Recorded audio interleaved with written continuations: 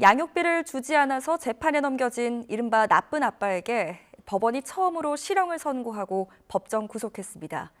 10년 동안 밀린 양육비만 1억 원에 가까웠는데 재판부는 이 남성이 자녀와 전처에게 회복할 수 없는 범죄를 저질렀다고 질타했습니다.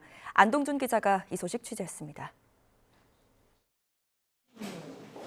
40대 남성 A씨는 지난 2014년 아내와 이혼했습니다. 두 자녀는 아내가 키우기로 하고 매달 80만 원의 양육비를 약속했습니다. 10년 가까이 지난 지금까지 A씨가 지급했어야 하는 양육비는 모두 9,600만 원. 하지만 한 푼도 주지 않았습니다. 지난 2022년엔 법원의 감치명령까지 받았는데 달라지는 건 없었습니다. A씨는 결국 재판에 넘겨져 징역 3개월을 선고받고 법정 구속됐습니다.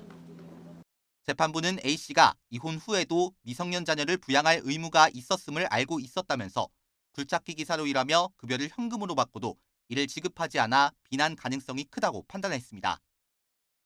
또 피해자는 이행 명령 청구와 강제 집행 등 모든 방법을 동원했지만 양육비를 받지 못했고 A씨가 미성년 자녀와 전처에게 회복할 수 없는 범죄를 저질렀다고 덧붙였습니다.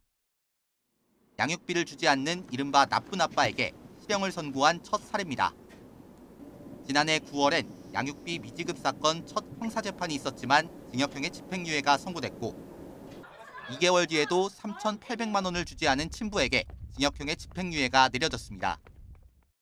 당시 재판부는 형사처벌 필요성이 높다면서도 양육비 일부를 지급한 점을 고려했다며 실형을 선고하지 않은 이유를 설명했습니다.